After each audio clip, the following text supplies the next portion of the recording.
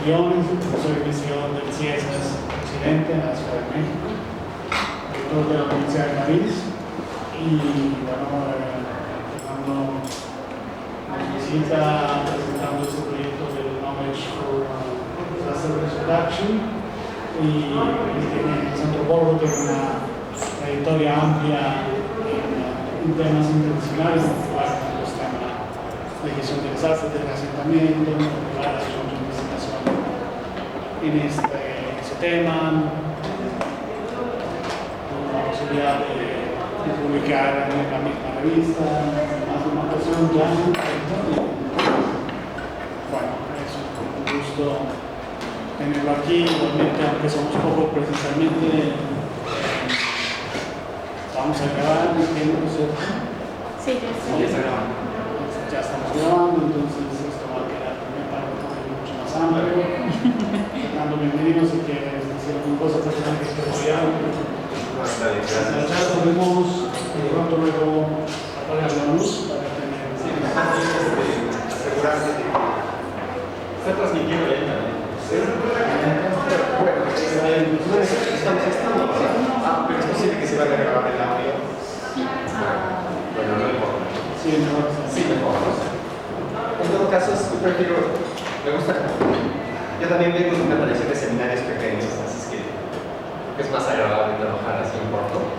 Bien, como dice el doctor Andrea Lápiz, soy antropólogo, trabajo en el tema de los riesgos, desastres y la vulnerabilidad social esencialmente desde la perspectiva social desde hace ya varios años.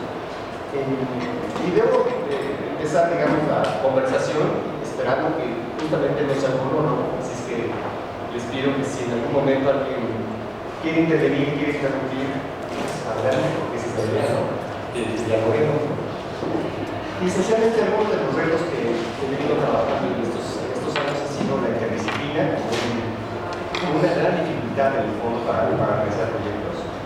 La forma en la que tradicionalmente establecemos nuestros vínculos y explorar, ¿no? Es a través de nuestras disciplinas, ¿no? Si yo soy antropólogo, defiendo mi método etnográfico y un historiador tendría otros métodos, y sin embargo hay ciertos temas en los que se requiere hacer puentes entre diferentes disciplinas, y me parece que a esto es mucho más difícil de lo que realmente creemos, ¿no?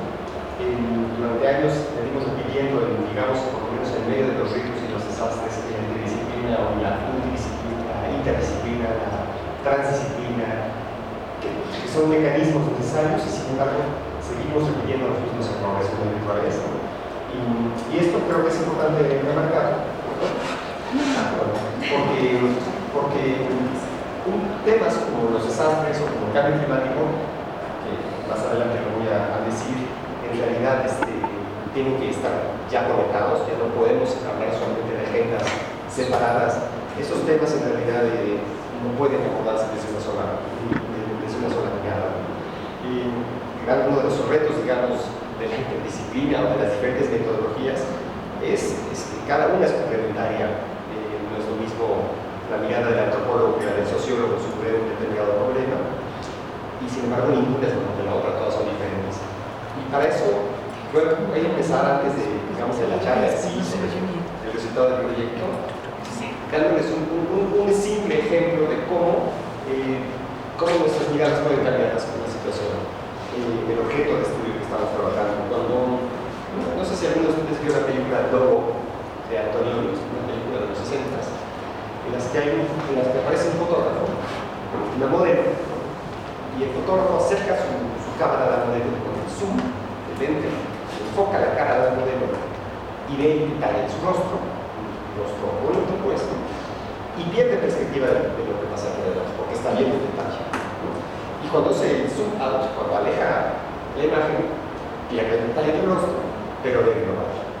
Esta metáfora, digamos, quiero en este momento utilizar para justamente ejemplificar cómo la antropología, por lo menos, nos permite un determinado detalle de un objeto de estudio. Es decir, que el trabajo etnográfico nos puede acercar a ver detalles sutiles que generalmente escapan a otras disciplinas, y paradójicamente también en este análisis podríamos eventualmente esta capacidad de ver el conjunto. Esa es la paradoja.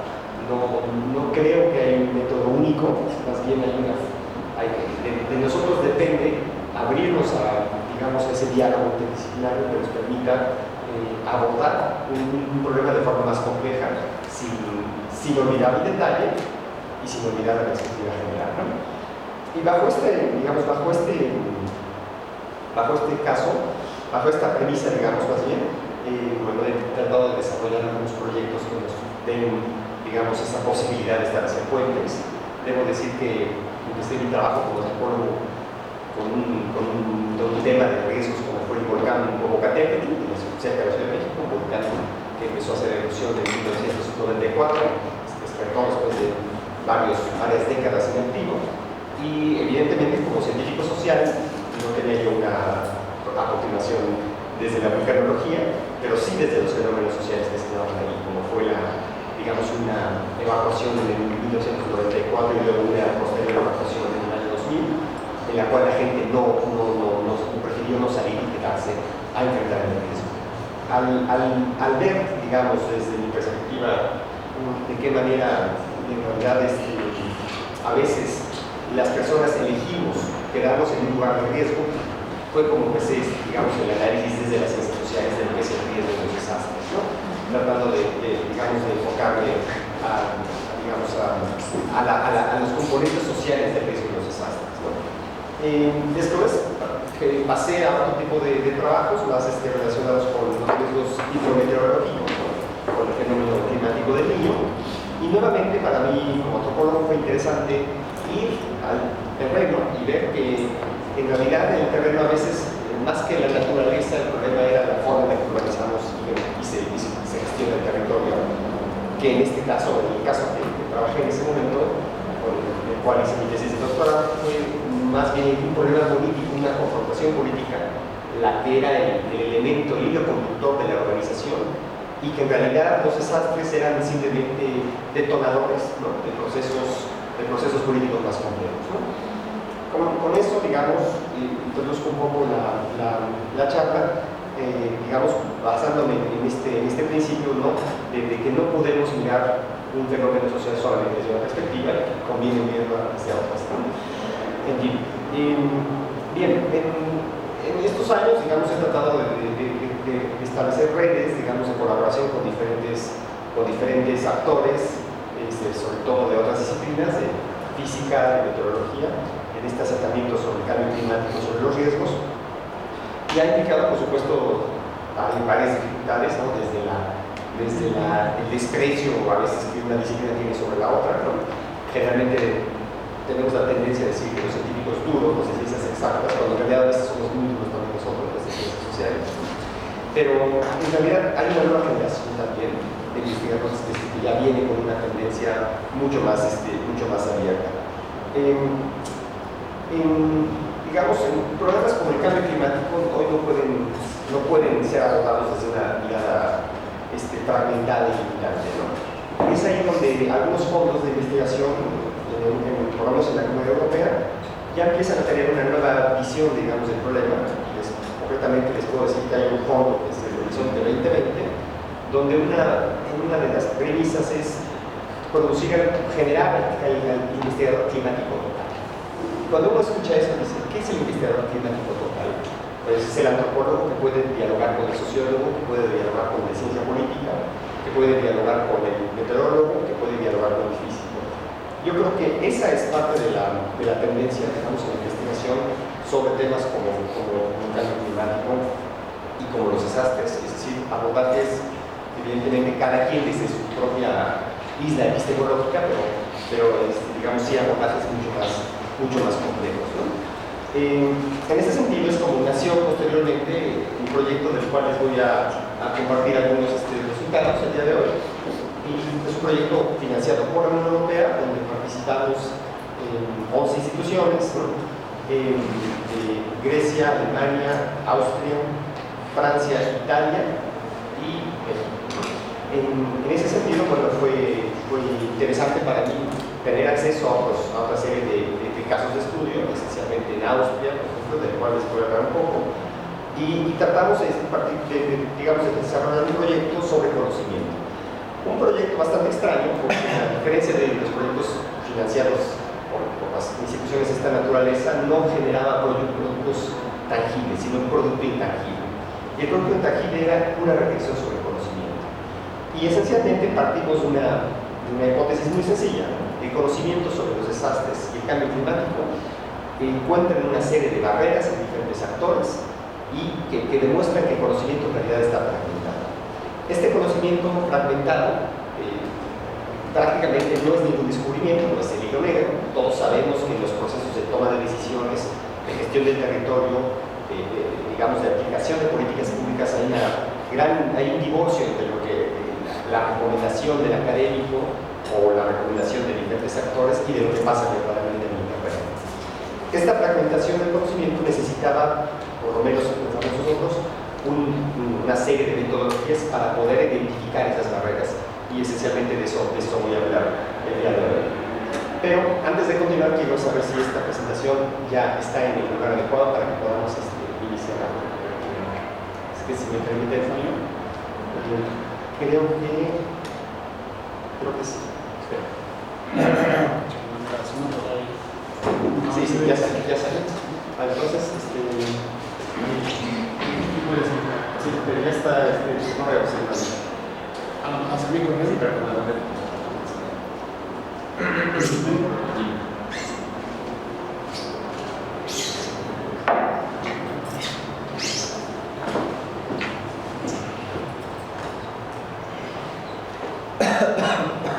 Vamos a ver el correo de...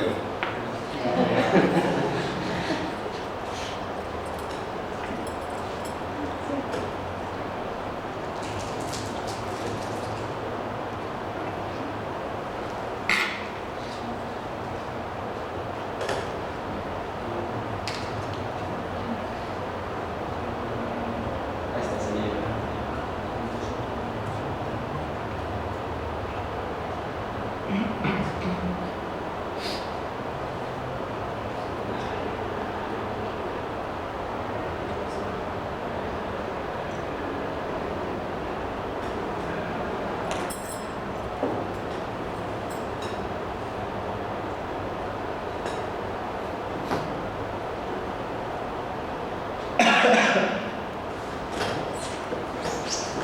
Bien, ahora sí ya podemos continuar. Bien, entonces, bajo digamos, la introducción que yo les planteé un poco, ¿cómo llegamos, digamos, a esa necesidad de analizar los conocimientos a través de un enfoque de diferentes disciplinas? Y yo, como resultado, después de varias redes y varios intercambios, el proyecto llamado Know4DRR, como está aquí el acrónimo, ¿no? Que en realidad significa, en español, traducido en español, activación del conocimiento para la reducción de riesgos de desastres en integración con la adaptación del cambio. Como les comenté, es un proyecto financiado por la Unión Europea y esencialmente partimos, ¿no?, de una reflexión, que es que no necesariamente hemos aprendido de los errores en la PES relativo a la gestión de riesgos y desastres. Y entonces voy a empezar con esta reflexión de este autor, que personalmente a mí me ha aportado bastante, que es James Scott, un cientista político, ¿no?, donde esencialmente él argumenta, ¿no?, que hay durante parte de los esquemas de desarrollo ha sido generar una serie de productos destinados al fracaso casi deliberadamente. Y esa es parte, digamos, de la hipótesis principal del estudio de caso que les voy a mostrar más adelante, donde está basado esencialmente en evidencia empírica, es decir, un trabajo de campo como antropólogo en el terreno, con entrevistas a las personas, donde no hubiera podido conseguir una serie de testimonios si no hubiera sido con la participación, con la observación participante, y donde, más adelante les comentaré los detalles. Esencialmente yo veo un proyecto de reubicaciones post-desastre destinado casi deliberadamente a que fracase, digamos, el modelo que estaban pretendiendo establecer. Hay otros objetivos secundarios, ¿no? Y ese es el punto de lo que queremos analizar. Mientras tanto, partimos, digamos, de una mirada que nos ofreciera las bases para establecer esa metodología, como les dije, para identificar cuáles son las barreras, cuáles son los puentes que hay entre los diferentes actores que participan en la gestión de riesgos y desastres, para ver en dónde están las fallas y dónde están los aciertos, ¿no? Y eso fue lo que trabajamos en este proyecto llamado Know for Ghana. Bueno, en fin, está en inglés, porque el proyecto evidentemente está en inglés, pero este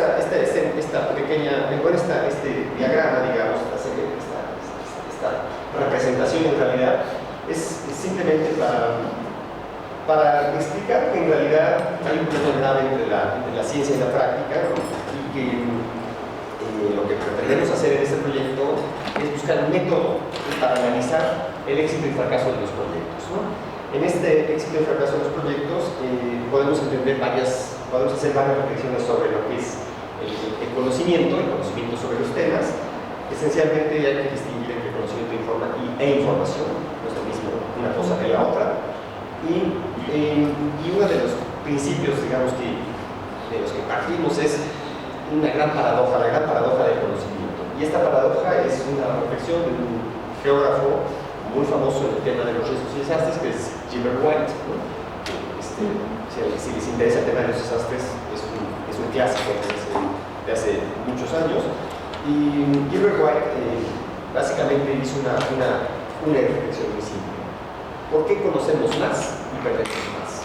Es decir, ¿por qué bajo ciertos avances de la ciencia, cuando tenemos nociones mucho más detalladas y mecanismos de información más complejos, ¿por qué seguimos perdiendo más en relación a los riesgos y desastres? ¿Por qué sigue habiendo más pérdidas pese que hay una gran cantidad de información?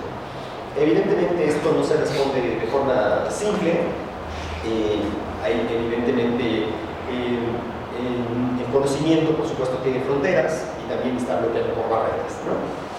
Una de las preguntas que dio este trabajo, esta reflexión, fue si el conocimiento humano o el entendimiento de las causas de las pérdidas es inconsistente con los esfuerzos de las investigaciones, o si los métodos de comunicación de la información y del conocimiento son inadecuados a las tareas de transformación de información. En ese sentido, poco a poco nos dimos cuenta que en realidad no hay tanto problema con la disponibilidad del conocimiento, sino con la toma de decisiones y el uso de esos conocimientos, ¿no? Por supuesto que esto implica que la información y el conocimiento en realidad no representan lo mismo para un actor que para otro. Y por supuesto andamos en conflictos de intereses o conflictos entre diferentes actores, donde lo que probablemente para un tomador de decisiones es una iniciativa positiva, para otra persona puede ser desfavorable. Eso puede ocurrir muchísimo en la gestión de riesgos y desastres. Lo que para unos es positivo, para otros es negativo, ¿no? Y lo importante sería analizar por qué para unas personas algo es positivo y para otros es negativo. En ese sentido, bueno, hicimos toda una serie evidentemente en un proyecto tratamos de hacer una reflexión teórica y también sobre ciertos aspectos, ¿no? Lo que es los procesos de aprendizaje. No voy a entrar demasiado en detalle en esto porque lo que me interesa en realidad compartir con ustedes es el estudio del caso en México, que es evidencia empírica, y creo que les va a parecer, creo que les va a recordar varios casos que hay, porque en Colombia también hay una experiencia importante de verificaciones post-desastre, esencialmente por el terremoto de Armenia y por el de Popayán, ¿no? Pero en este sentido, bueno, hicimos esta serie de reflexiones y evidentemente el conocimiento no es el último estado, ¿no? como pensamos. El conocimiento en realidad está abajo de lo que es la sabiduría, digamos, y es porque el conocimiento en realidad está sujeto a interpretaciones y está sujeto a una serie de actores, ¿no? Por ejemplo, el conocimiento se puede perder ante la capacidad de expresar lo que se sabe, o también se puede perder ante la falta de capacidad para entender lo que se conoce, ¿no? Este tipo de reflexiones no son retórica, en realidad pasan con los diferentes actores. En un proceso de toma de decisiones en la gestión de los riesgos y desastres, siempre diferentes actores. En el caso de Austria, lo muestra en el momento donde se los voy a comentar brevemente, y también en el caso del mexicano, donde no es lo mismo el actor de la iniciativa privada, que tiene ciertos intereses financieros en la construcción, que el político, que tiene ciertos intereses electorales, que el habitante afectado, que tiene ciertas necesidades para ciertos. Bien, algunas de las, digamos, de las reflexiones también del proyecto fue que la información y el conocimiento disponible por los diferentes actores en realidad también puede ser ignorado. Esto es interesante porque nos recuerda que incluso la palabra en inglés de ignorance es representativa del asunto. Podemos tener una serie de capacidades técnicas y científicas para tomar buenas decisiones, pero a veces tomamos las malas decisiones. Eso hasta a nosotros nos pasa en la vida cotidiana. Pero cuando se trata de políticas públicas o de procesos de toma de decisiones donde se involucra la seguridad humana o la construcción después de un desastre, ignorar ciertas recomendaciones es un acto que podría ser sujeto incluso a una fiscalización más seria, ¿no? Entonces, una de los hallazgos de los diferentes estudios que realizamos fue que la información disponible puede ser ignorada, que el conocimiento disponible puede no ser usado efectivamente, o que el conocimiento eventualmente puede ser utilizado de forma correcta, pero tarda mucho tiempo en verse esos resultados. Y por último, que el conocimiento se puede usar efectivamente en algunos aspectos, eficazmente, perdón, en algunos aspectos, pero en otros tiene consecuencias negativas. Es decir, una iniciativa de prevención o de reducción de riesgos de desastres no necesariamente en el largo plazo va a ser eficaz. Y aquí voy a citar un ejemplo que alguna vez discutía con algunos colegas, y es simplemente esos proyectos de desarrollo, por ejemplo, como los desarrolló el Banco Mundial en los años 70 en el Cuerno de África, en Somalia, en las costas de Somalia, para reactivar la economía de los pescadores de la zona, dio como resultado, evidentemente, una cierta inversión en tecnología, en capacitación y generar capacidades, que ahora está de moda también usar la palabra capacity building, ¿no? Y en algunos casos es necesario, por supuesto, pero esa construcción de capacidades, en el caso de Somalia, no necesariamente se tradujo en un seguimiento, digamos, que permitiera la continuidad de los proyectos. 30 años después, ¿alguno de ustedes se imagina cuál fue el resultado de la construcción de capacidades y de dar dinero para pescadores en esa zona? La piratería. La piratería, ya. La piratería es una forma de economía, pero entonces esto es muy importante porque como el cambio climático esencialmente es una apuesta al futuro. Por supuesto, un climatólogo me regañaría diciendo que no hay una apuesta, hay un método científico que permite llegar a una serie de escenarios, pero esos escenarios, por supuesto, manejan un grado de incertidumbre, y sin embargo el político de hoy tiene que tomar decisiones a partir de esos escenarios, a partir de escenarios hipotéticos que puede ser que ocurran o no ocurran, pero evidentemente los escenarios sí son negativos y sí son preocupantes. No vamos a entrar en el debate sobre el cambio climático en este momento porque ahí hemos perdido muchísimos años necesarios para tomar decisiones, ¿no? Pero esencialmente, así como los desastres, según algunos autores como Timberlake, ¿no? Los desastres son productos no resueltos del desarrollo, es decir, el mal desarrollo produce desastres. Podríamos pensar que las políticas de adaptación y mitigación, pero esencialmente la adaptación, que se están desarrollando en este momento, no necesariamente van a producir efectos positivos dentro de 50 años. Es decir, el gran reto, digamos, de la toma de decisiones, digamos, de la política pública es considerar escenarios, toda clase de escenarios, tomando en cuenta que debe haber un plan A, pero también un plan B, porque no necesariamente las cosas van a ocurrir como pensamos que van a ocurrir. Y es aquí donde justamente el conocimiento y el riesgo se se encuentran. El riesgo es decidir, y para decidir hay que tener conocimiento. Pero el problema es que el conocimiento, tal como lo vemos digamos, en este proyecto, pues el conocimiento simplemente está desarrollado para responder a una serie de dinámicas como esta, digamos, esta representación, en la cual lo único que queremos mostrar es cómo hay una serie de, digamos, lo que le llamamos el continuum de la reducción de riesgos de desastres. Esto es que siempre que tomamos una decisión, en realidad está enfocada en un plazo suficientemente corto para que haya una repetición de situaciones en las cuales llega una amenaza, hay una respuesta, hay un desastre, hay una respuesta, hay un desastre, pero no necesariamente hay procesos digamos, profundos de reducción de riesgo, ¿no? Es decir, digamos, ir a las causas de fondo, como ya han dicho algunos autores como Blakey, Ben Wisner y otros en este libro muy famoso de vulnerabilidad en entorno social y político de los desastres, ¿no? Ahora bien, ¿por qué pasan cómo pasan estos procesos, digamos, de fragmentación del conocimiento? Esencialmente hay un componente social fundamental en todo esto, ¿no? Yo creo que evidentemente hay una falta de comunicación y de coincidencia entre el conocimiento científico y el conocimiento local, ¿no?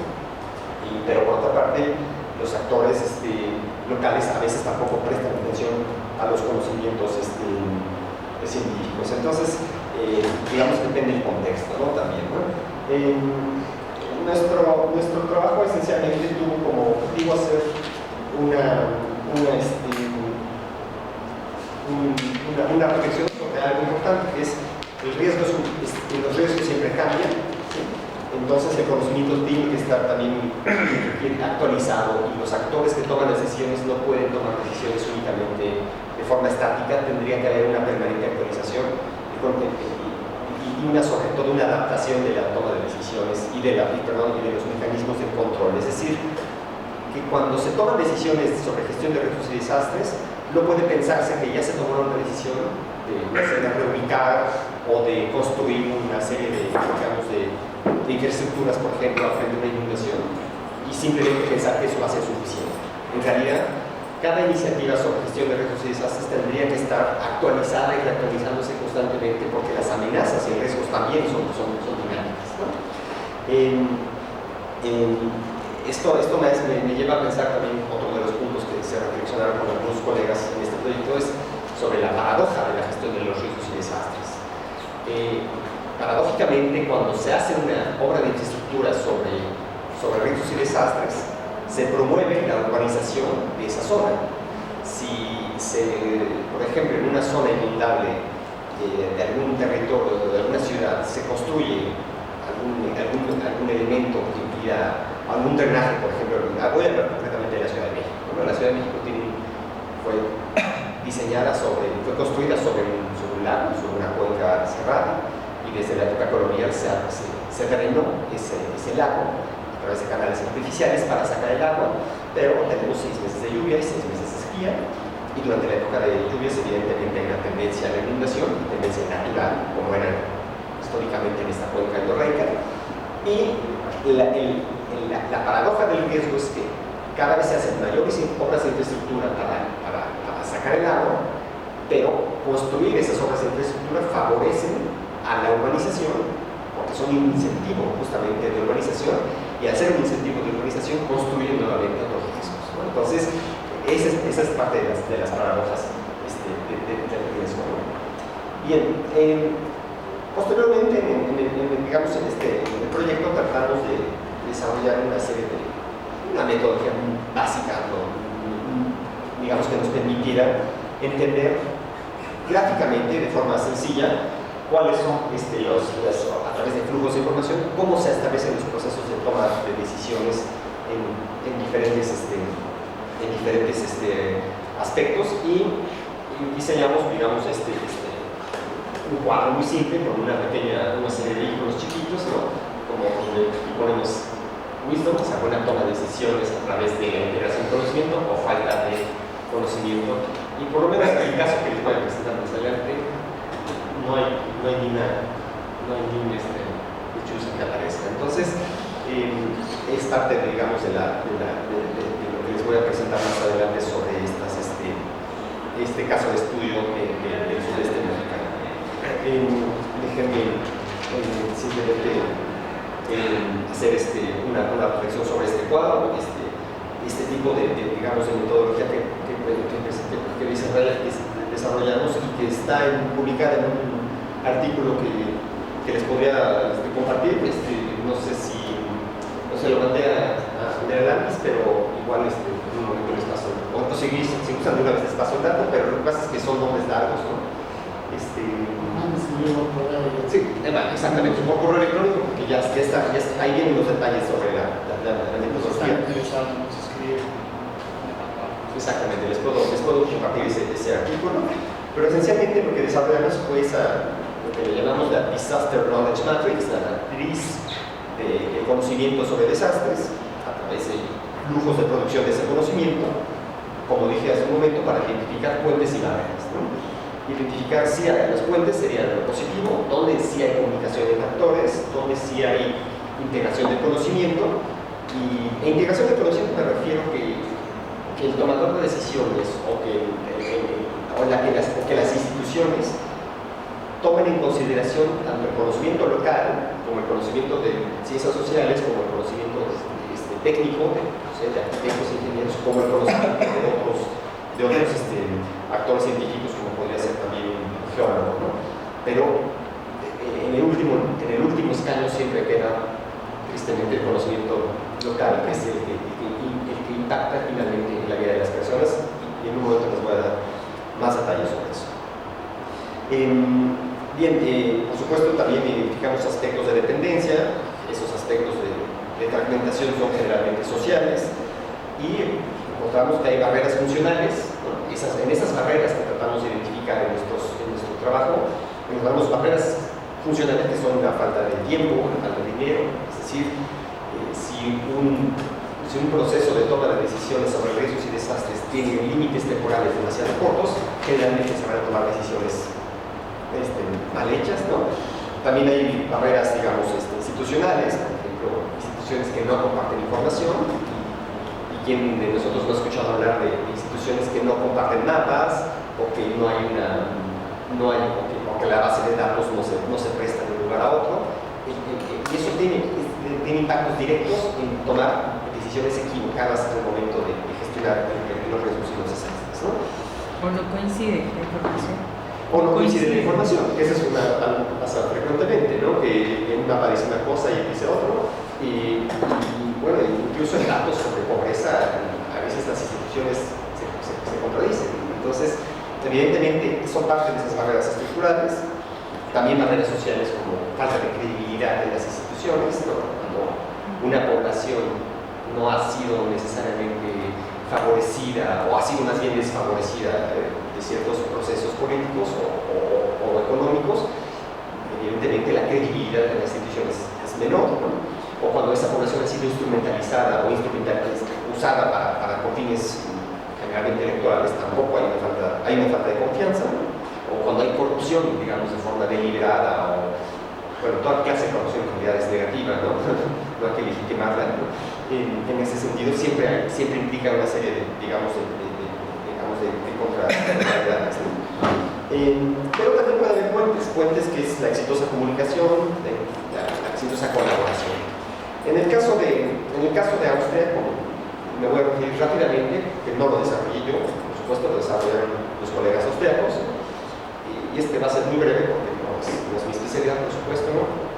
Lo que identificaron, básicamente, y lo voy a resumir así, es que en las inundaciones de Salzburgo, en Austria, en el 2013, hubo una alerta temprana, un sistema de alerta temprana importante con una buena información que estaba desde días, 24 horas antes, identificada por los especialistas de la parte hidrometeorológica, pero los cuerpos de rescate y los cuerpos de intervención en realidad estaban preparados únicamente para la respuesta inmediata. Este hecho tan sencillo como que la protección civil, el equivalente a la protección civil de allá, no supiera cómo lidiar con una información a futuro, es decir, que la capacidad local sea solamente esté solamente desarrollada a la intervención y no a la toma previa de decisiones, fue fundamental para que hubiera pérdidas importantes por varios millones de euros. Esos detalles están en ese trabajo, en ese artículo del cual les hablé, ¿no?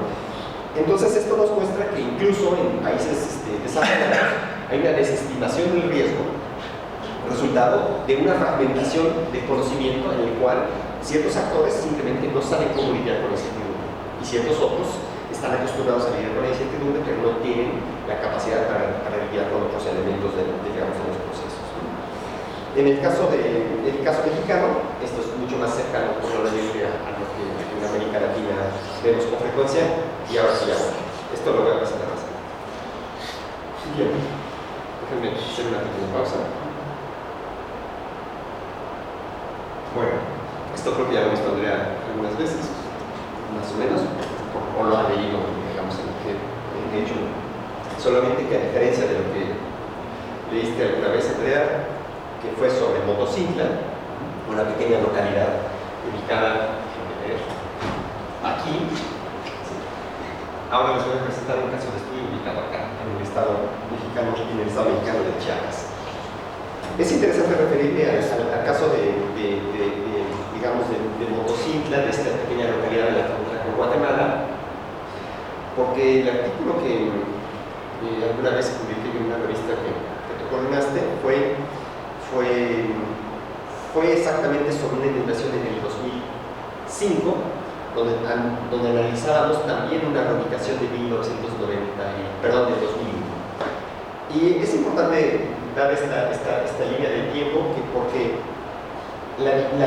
prácticamente, esencialmente en el estado de Chiapas tenemos inundaciones frecuentes, no es el estado más pobre del país, México, un estado con una gran amplia población indígena, con diferentes grupos étnicos, todos de origen maya, en una frontera porosa y conflictiva como es la frontera con Guatemala, con un flujo migratorio importante de Centroamérica, pero esencialmente con una temporada de lluvias muy intensa entre mayo y octubre, ¿no?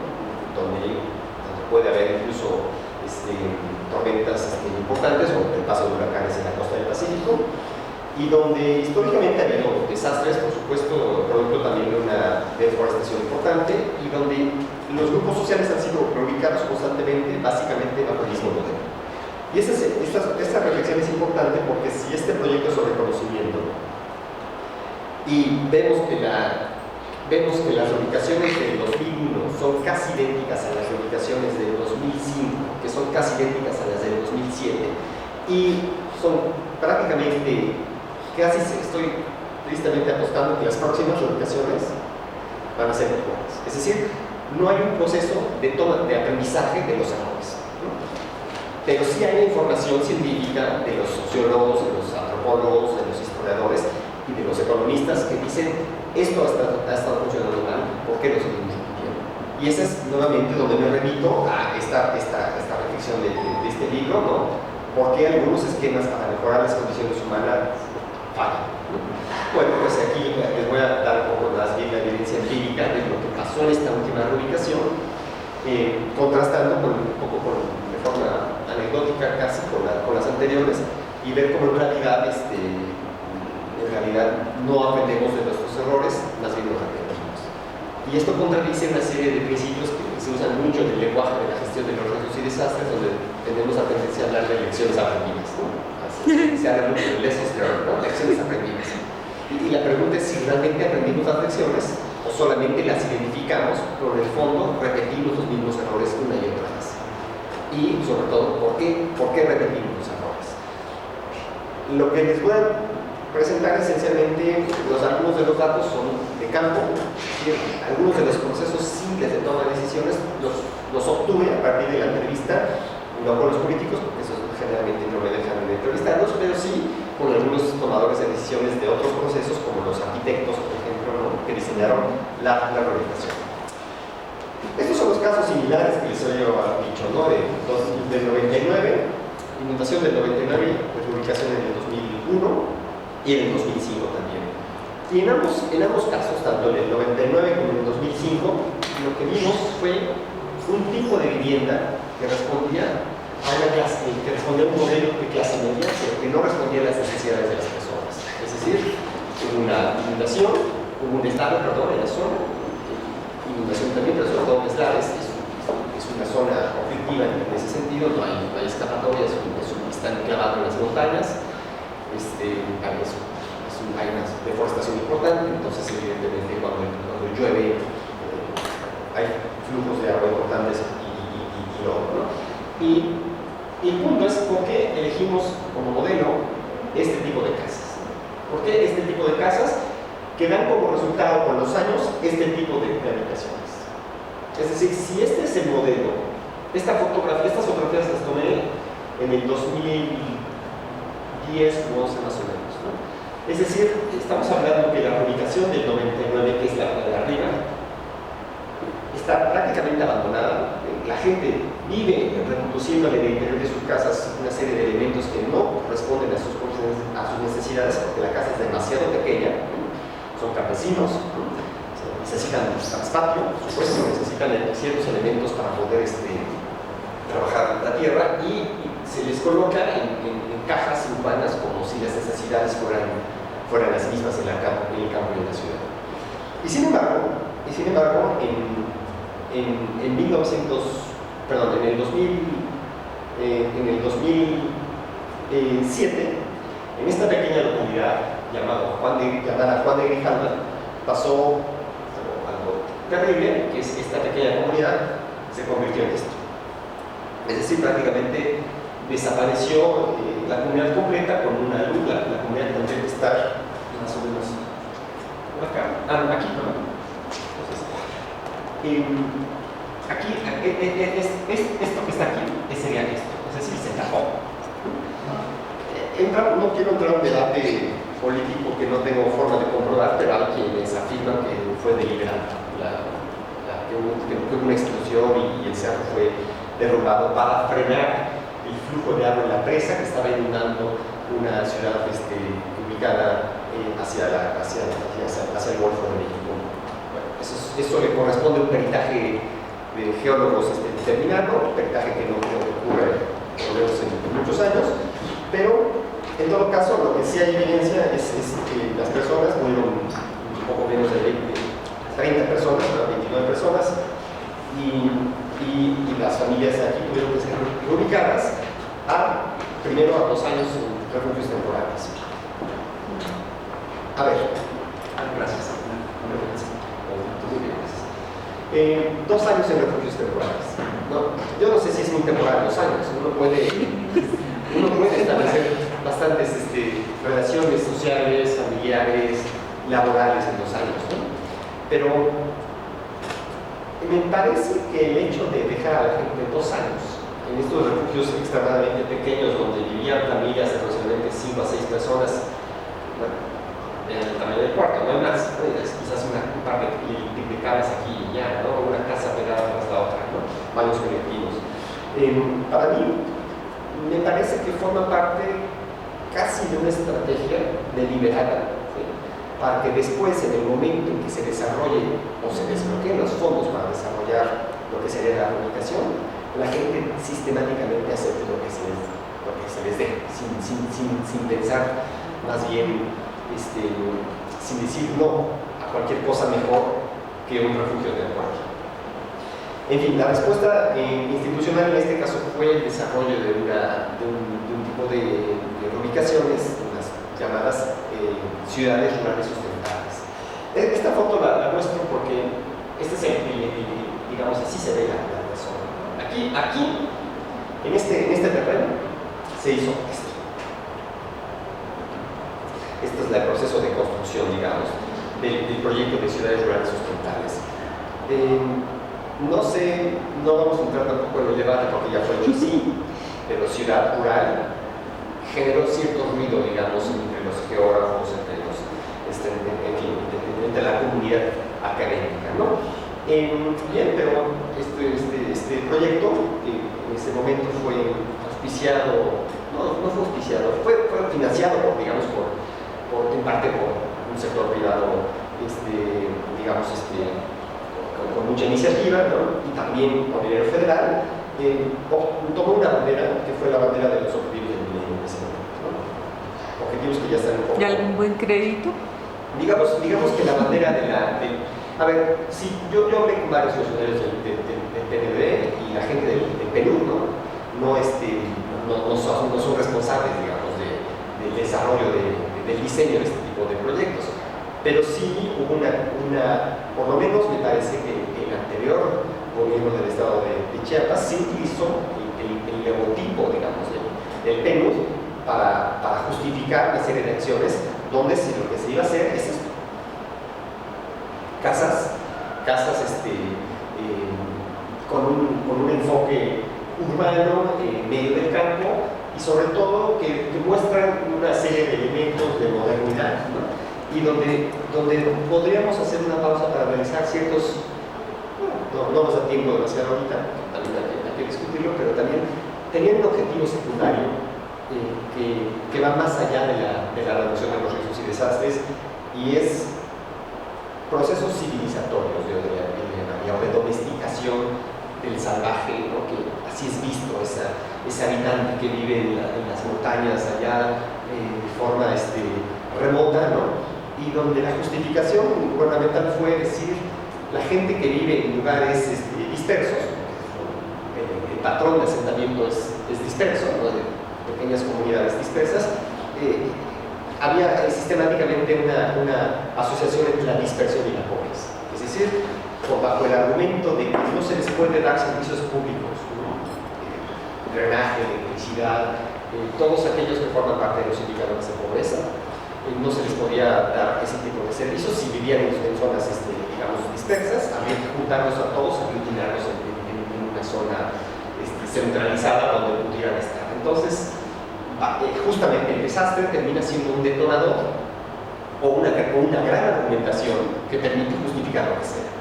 ¿Quién dice que no a una casa aquí después de pasar 2 años en un refugio temporal y luego de haber visto el desarrollo de caerse?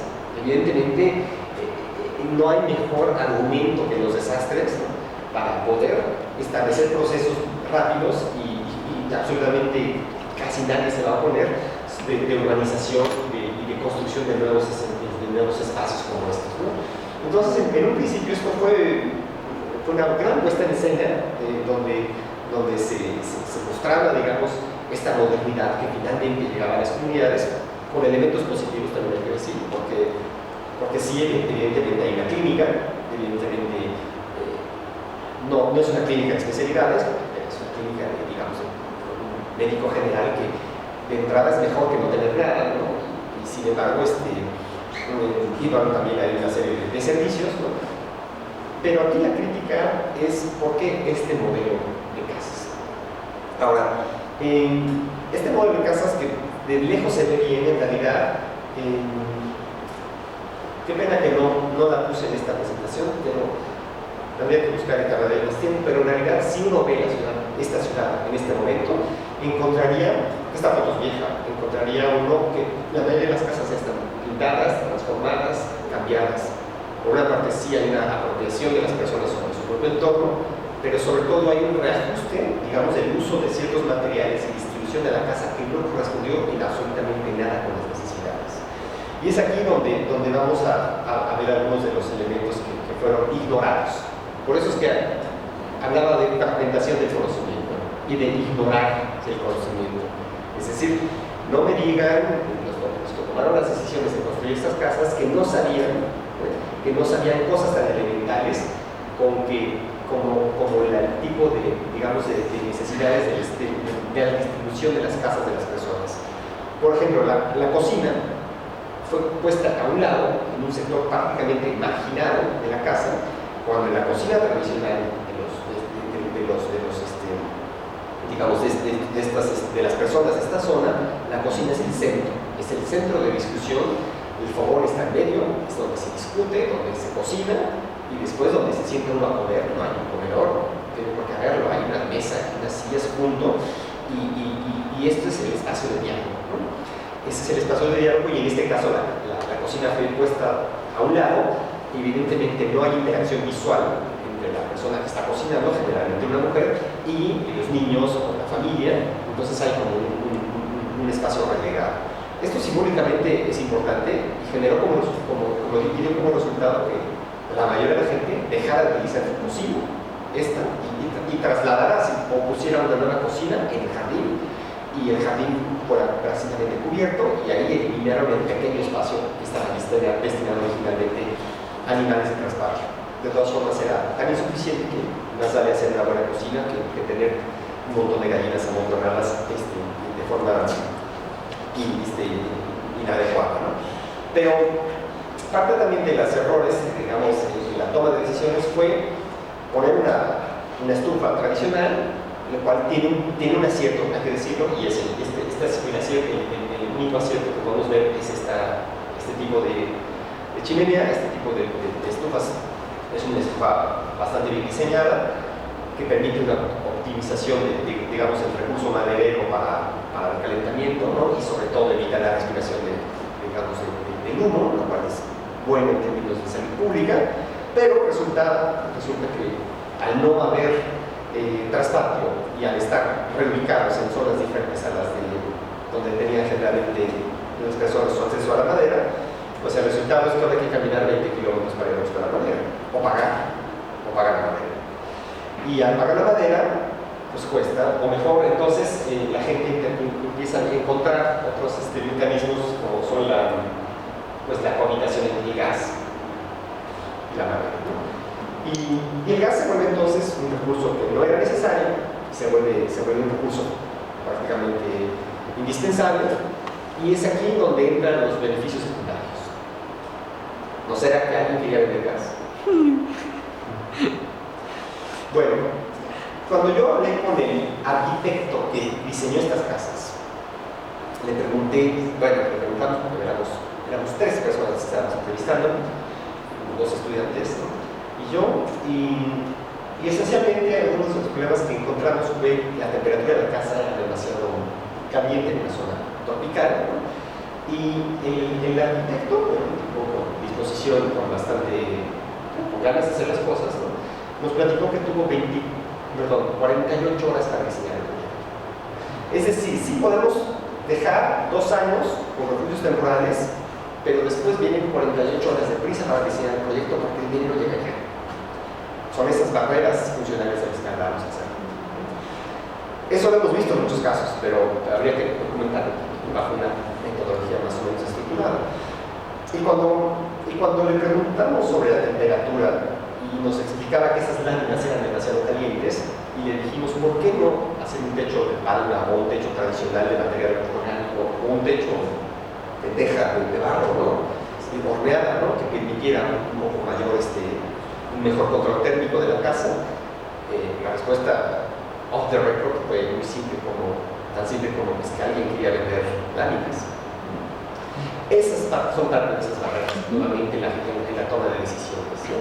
Si se tiene el conocimiento, si se tiene el conocimiento, por supuesto que hay arquitectos especialistas en casas que responden a las necesidades de las personas.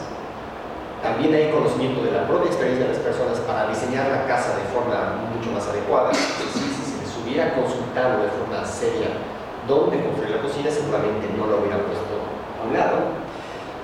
Sí hubo un proceso de consulta simulado, pero, insisto, en esta fotografía, cuando se les deja 2 años a las personas y se les consulta, este es el plan de la casa, ¿les gusta? Bueno, creo que cualquiera de nosotros, después de vivir 2 años ahí, diría sí a lo que sea. La gente no se atrevió simplemente a decir no a esto porque no tenía muchos elementos, simplemente sí o sí, ¿no? Y el arquitecto nos explicaba un poco que alguien quería vender láminas. Entonces dijo, bueno, pues voy a reducir el problema del confort térmico poniendo lámina, luego un poliestireno y una lámina arriba. Efectivamente redujo la cantidad de calor. Algún contratista y vendedor de láminas cercano a algún político quedó satisfecho de haber vendido el doble de láminas, pero 5 años más tarde lo que tenemos es una plaga de ratas entre las 2 láminas porque es un espacio perfecto para la iluminación. Es que realmente no teníamos el conocimiento para tomar una buena decisión, o intervinieron una serie de factores económicos, políticos, temporales, institucionales que impidieron que se tomaran las decisiones correctas. Debo decir que hubo una gran movilización de algunos sectores en contra de este tipo de proyectos. Y también hubo vecinos de la zona que estuvieron en contra y fueron inmediatamente criminalizados y pasó lo que siempre pasa, se apagaron las protestas a través de una serie de, de amenazas reales, ¿no? Que dieron como resultado la ejecución del proyecto tal cual se venía pensando sin tomar en consideración esos otros actores. ¿Qué otros efectos pude identificar rápidamente en el terreno sobre esto? Efectos como la alimentación. Al no tener un traspatio, la gente hace el recurso, lo que utiliza es ya no su propio consumo, lo que hace es comprar el alimento, ¿no? Entonces genera una serie de dependencias económicas donde en vez de hacer sus tortillas, que es en México lo que se hacen, ¿no? Como arepas más claras, ¿no? A base de maíz, lo que se termina por comprar es un pan blanco de esos de marca, ¿no? Que dan un aporte nutricional en realidad son puras azúcares lentas, son carbohidratos, nada más, ¿no? Y se genera una serie de dependencias económicas también importantes, ¿no?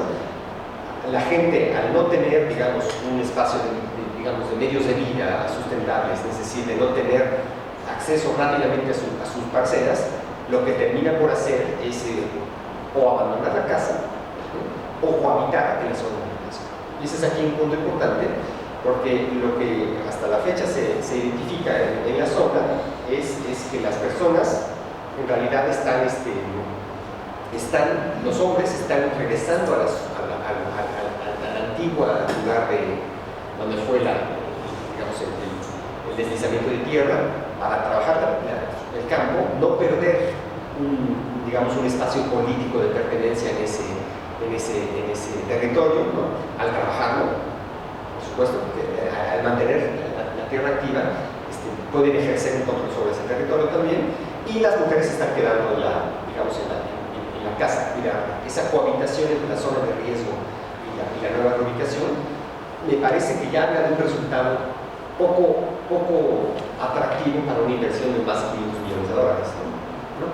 Entonces, o de pesos, perdón, me equivoco. Posiblemente me equivoco en las cifras, es que no quiero ¿Qué tan retirado, qué tan lejos está este sitio del sitio que fue destruido? Importante, sí, aproximadamente 15 kilómetros. Pero 15 kilómetros en los cuales o la gente camina o la gente toma un transporte público. Y eso es importante porque las personas, si bien tomar transporte público implica un gasto que no se tenía contemplado. Estamos hablando de gente de bajos recursos que esencialmente vive de subsidios. Y es ahí donde entramos también a otro punto importante del objetivo secundario, yo le llamo así, el objetivo secundario de este tipo de proyectos. El objetivo secundario me parece que va dividido en dos partes. El objetivo de integrar a las personas en una dinámica comercial, ¿sí? Donde es cierto que aquí se desarrollaron una serie de productivos que quisieron desarrollar, pero que no dieron resultado en largo plazo. Y aquí voy a poner un ejemplo muy concreto. Hubo una producción de chile, de ají, ¿no? De un tipo de picante que se vende bien en Japón, ¿no? Pero evidentemente los campesinos no tenían las capacidades de interacción con el banco de comercio, y el resultado es que perdieron su producción porque no sabían cómo venderla y fue comprada por especuladores que a precios verdaderamente ridículos. Es decir, no puede uno establecer un proyecto de desarrollo sin antes tener un mínimo, de capacidades construidas en la zona, ¿no? Pero también creo que un factor importante es que, si bien esta ciudad medio utópica, con una serie de proyectos productivos como producción de lácteos, que nunca ha funcionado, producción de cacao, ¿no? Y café también, pero también sin una serie de elementos que permitan hacer una producción sustentable. Por ejemplo, el cacao tiene una plaga importante en la zona, entonces prácticamente es una planta procesadora de cacao es muy cara, fue muy caro hacerlo y no ha habido nada de producción. Es decir, parecería que hay una serie de decisiones que fueron hechas al vapor con tal de justificar gasto y con tal de reducir los indicadores de pobreza rápidamente. Nadie va a decir que estadísticamente la gente no es más